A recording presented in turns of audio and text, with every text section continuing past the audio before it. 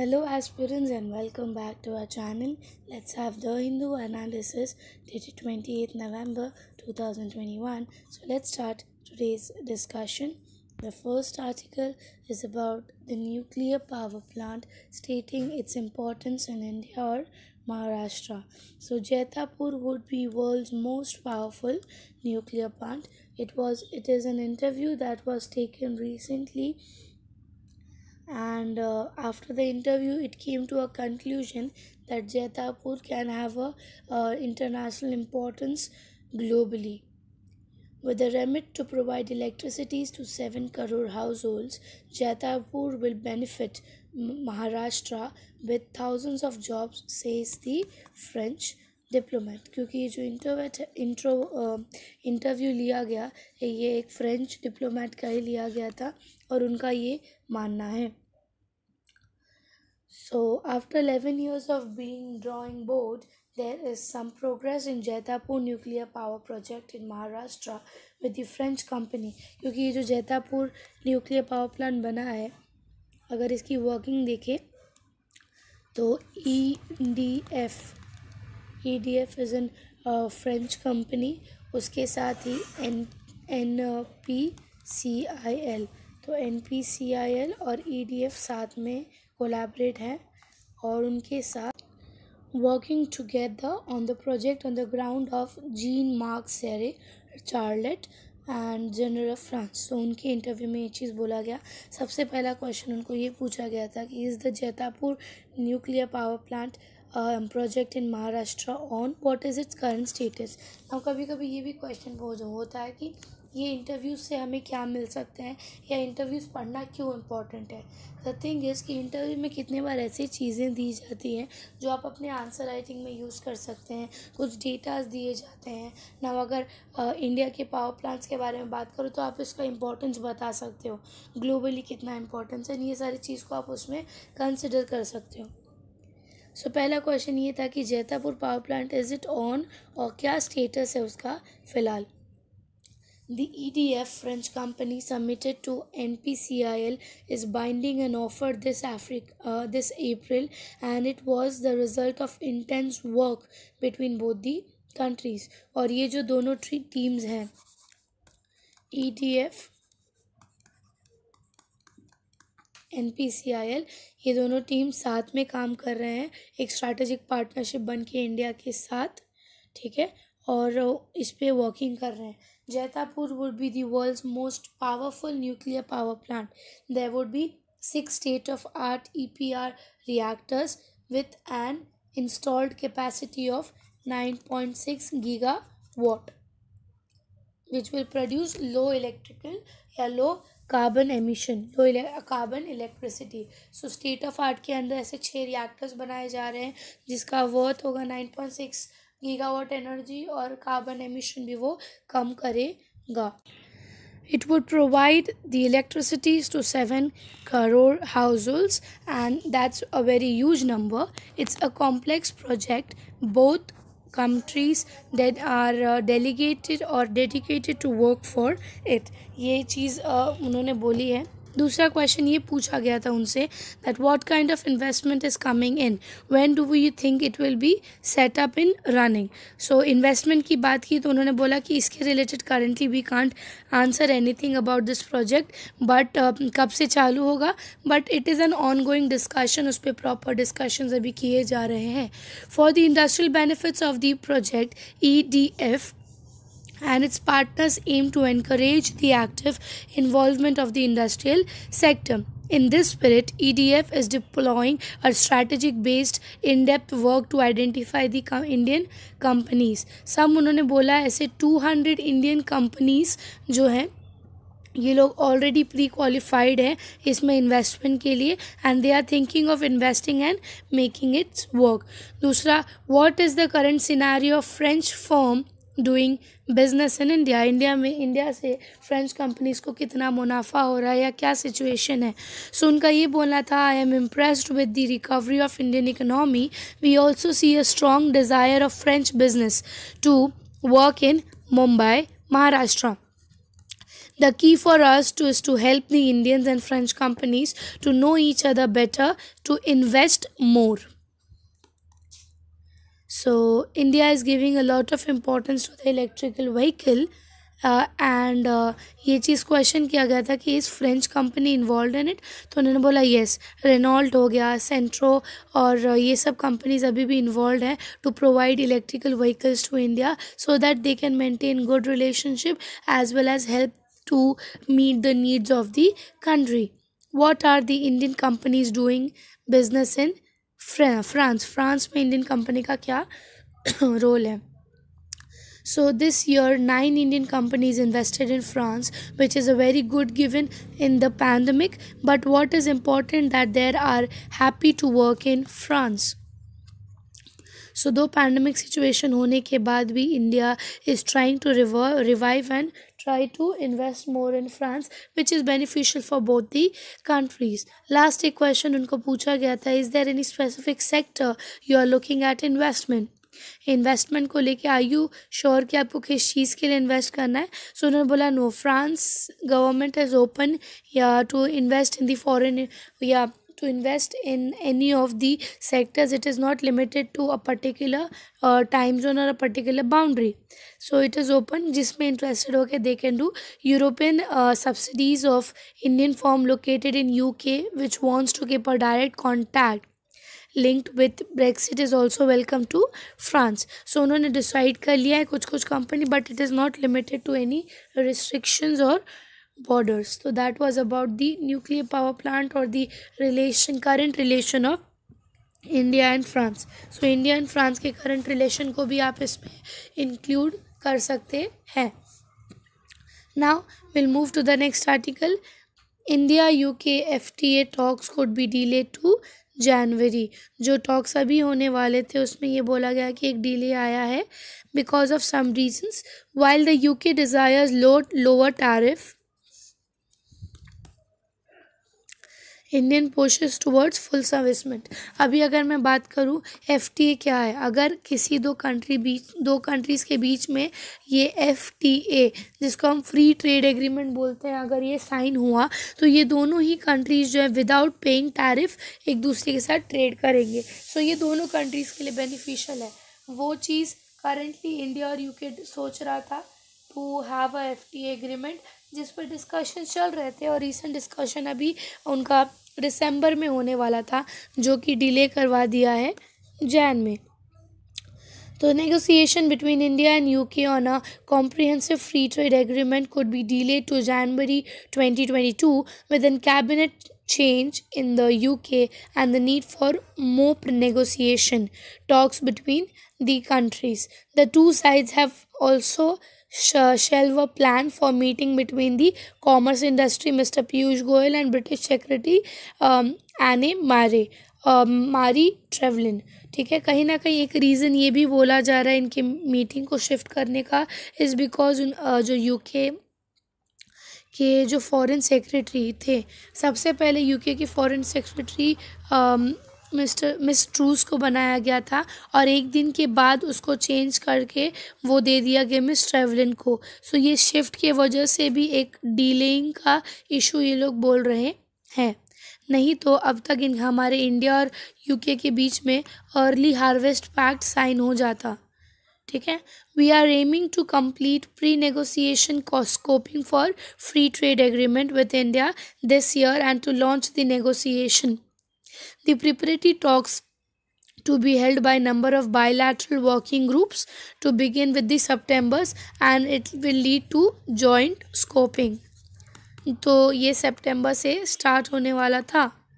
ये जो ग्रुप्स हैं वो सेट किए थे कि नेगोशिएशन होंगे दोनों कंट्रीज़ के बीच में and they will have a trade partnership, but currently उसको डिले किया है इन दोनों के बीच में. नाउ लेट्स सी आगे इसके रिलेटेड क्या आर्टिकल आता है. So will then after the article अगर कुछ आया तो will try to study the relation between India and UK also. Now moving to the next article.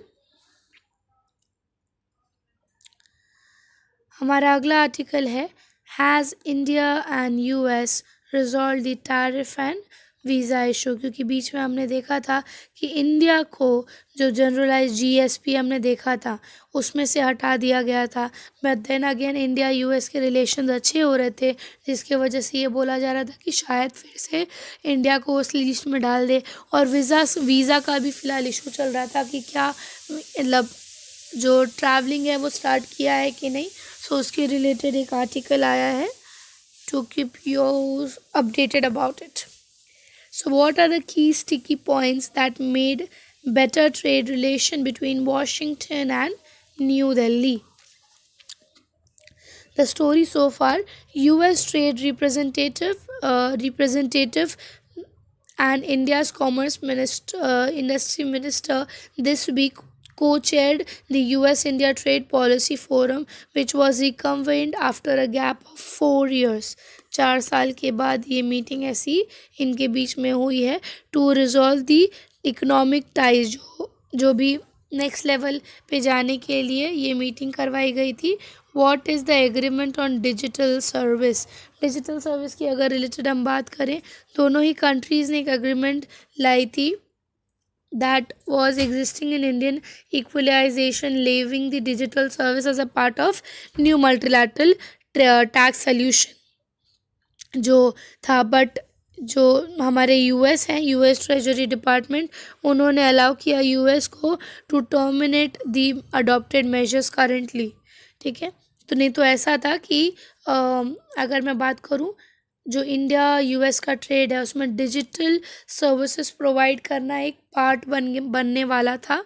ठीक है, to help both the countries to have a proper record, to have a proper data, to have accountability. But कुछ time बाद उसको बंद करवा दिया गया US की तरफ से। Why is the resumption of trade talks significant? So the resumption of Trade Policy Forum and the decisions to activate the working group well for trade ties extends the two sides now and have a mechanisms to calm the differences. The aim is to arrive to the solutions of multiple problems. So उन्होंने बोला कि अगर ये problems हम ऐसी साथ में रखते रखते जाए तो it will lead to a long chain of problems between the country. So it is therefore very necessary to solve all the issues related to trade between the countries. दूसरा बात बोला गया, what are the major issues of dogging the ties? क्या क्या actual issues दोनों countries के बीच में आ रहे हैं। The February 2020 article by Elsa Aris of New York City-based Council Foreign Relations titled A Field Guide of US-India Trade Tension lists the 8 key areas. ऐसे 8 की areas बताए जिसमें उनको लगा कि इंडिया यूएस के रिलेशंस यहाँ पर एक ब्लॉक बनते हैं। ठीक है, most significant road block has been size of trade deficit. तो उस चीज़ को in a bid to narrow the deficit which for merchandise the trade with Indians stood at about 23.5 million in 2019. The Trade Administration had 2018 imposed a new tariff. So ऐसे tariff को लेकर एक issue था, और एक सबसे बड़ा इशू जो उन्होंने बताया दैट वाज जीएसपी, जिसको हम जनरलाइज सिस्टम ऑफ प्रेफरेंस बोलते हैं। क्योंकि हमने नोटिस किया था कुछ टाइम पहले यूएस ने इंडिया को जीएसपी के लिस्ट से हटा दिया था। अगर इंडिया जीएसपी के लिस्ट में रहता तो इंडिया को अलग अलग टैक्स नहीं भरने पड़ते ट्रेड के लिए, एंड इंडिया के लिए एक फ्री ट्रेड वाला सिचुएशन होता। बट हमने देखा था कि यूएस ने इंडिया को जीएसपी के सिस्टम से हटा दिया था, but again they were talking कि उसको हम इंक्लूड कर सकते हैं। अदर मेजर इश्यूज़ अगर बात करें तो कहीं ना कहीं भी बोला कि intellectual property issues were some of the issues, then digital economy, medical devices, taxation issues, और ये सब कुछ मेजर इश्यूज़ बताए हैं इंडिया और यूएस के बीच में, which is becoming a block for both the ties of country. So that was about कि अब तक हमारे टैरिफ इश्यूज़ अभी तक सॉल्व नहीं हुए हैं और अभी तक आसार कुछ नहीं दिख रहा है। लेट्स सी आगे क्या आता है। वीज़ाज़ को भी लेके अगर बात करें तो एग्जैक्टली कुछ उनका स्टेटमेंट नहीं आया यूएस के तरफ से।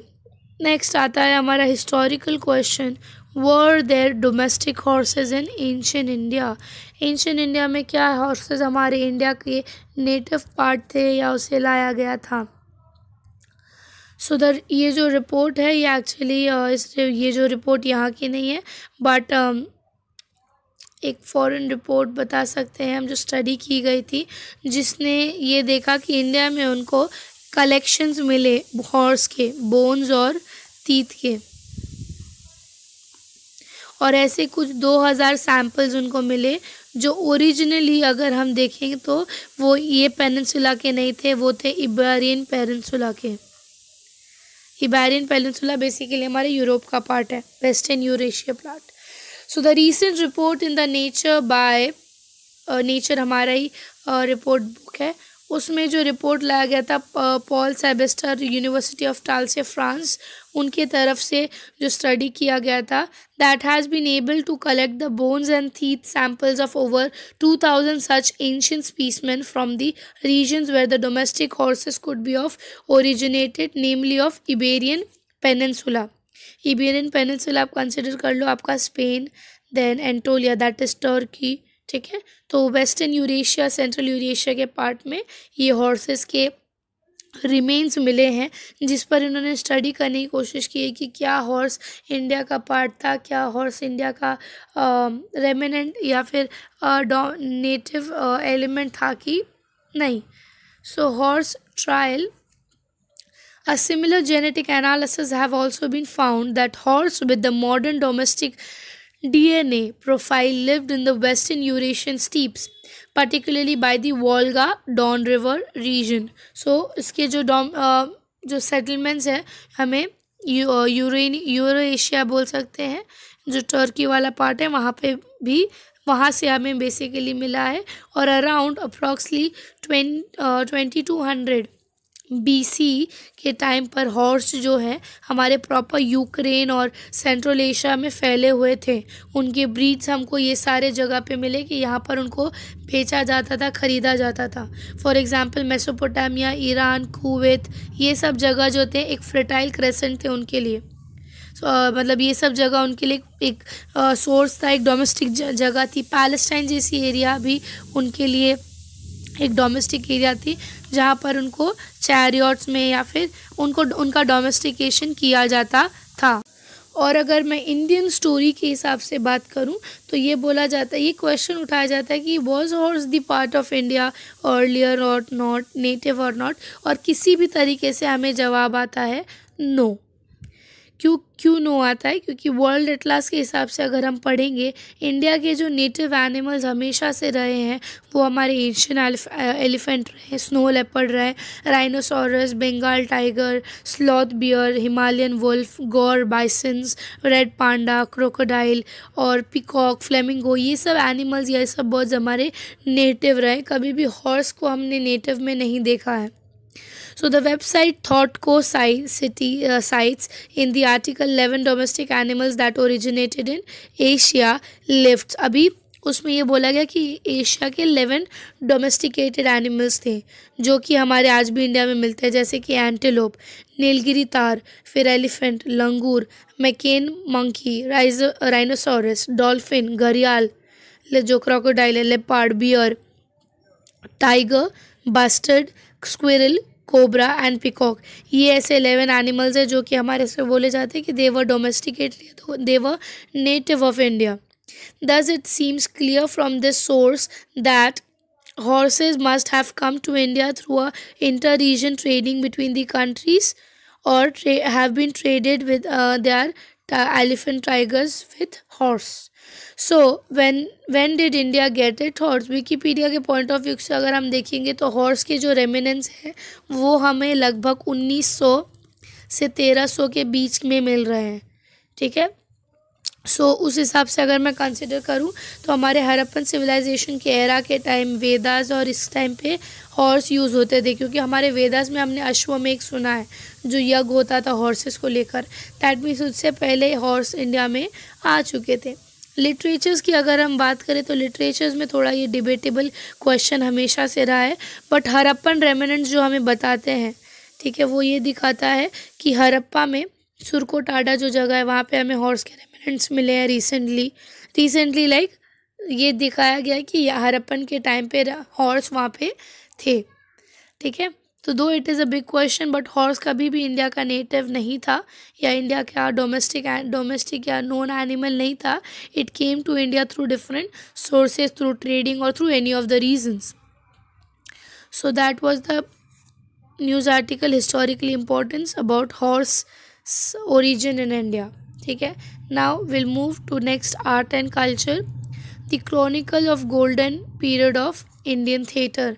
इसके बारे में अगर हम बात करूँ तो दिल्ली के जो एक थिएटर है वो उन्होंने बहुत ज़्यादा लॉस इनकर किया, बिकॉज उनके one of the most talented जो परफॉर्मर थी जिनका नाम था कविता नागपाल, उनका लाइक बिकॉज ऑफ इलनेस वो एक्सपायर हो गई, जिसकी वजह से वहाँ के जो थिएटर्स हैं उनको बहुत ज़्यादा लॉस या फिर वो इम्पैक्ट देखना पड़ा। अगर हम इनके बारे में पढ़ेंगे कि इनका इंडियन आर्ट एंड कल्चर में क्या इंपॉर्टेंस या क्या कंट्रीब्यूशन था, तो she was born in Kanpur in 1942 and was a complete theatre artist, ठीक है। और वो एक्टर भी थी, राइटर भी थी और डायरेक्टर भी थी। She was also trained in dancing. So we can say कि miss Kavita Nagpal was actually a trained और allrounder performer, making her debut in the Darpan groups in Kanpur. She performed prestigious theatre groups in Delhi such as Yatrik, Dishanand, Delhi Art Theatre and many such अलग different things. So इनके बारे में अगर हम पढ़ें, she performed with a big name such as Gyandev, Agnihotri, Satyadev Dubey, Shivpuri, इन लोगों के साथ भी इन्होंने काम किया है, and great admirer of theoretical arts. The bold theatre critic Kavita would not spare even an eminent theatre directors including the foreign ones who performed in Delhi. वो बहुत ज़्यादा क्रिटिक थी अपनी परफॉर्मेंसेस को लेकर। अगर आप करेंट ऑफ कन्वेंशन में बताएं, हम देखें, so in the similar vein, Devendra Raj Ankur, the former director of National School of Drama, said Kavita had the courage of conviction to call spade a spade. We came close to her husband, the veteran film theatre acting in B.M. Shah's Rajula opera produced by काला केंद्र। तो उन्होंने भी यही बोला कि इनका जो मेन कंट्रीब्यूशन था वो हमेशा से इंडियन थिएटर को लेकर था, ठीक है। अब आपको क्या याद रखना है कि प्रीलिम पॉइंट ऑफ व्यू से कभी पूछा जाए कि इनका कंट्रीब्यूशन किस कल्चर का था, इंडियन किस सेक्ट में था, तो आपको याद रखना है इंडियन थिएटर में उन्होंने अपनी फुल लाइफ उस चीज़ को दी है। सो एक प्रीलिम पॉइंट ऑफ व्यू से इनका नाम आपको याद रखना है, Kavita Nagpal. So that was about today's article. I hope so आज का आर्टिकल आपको क्लियरली समझा होगा, and if you like the video do like and subscribe the channel. Thank you so much.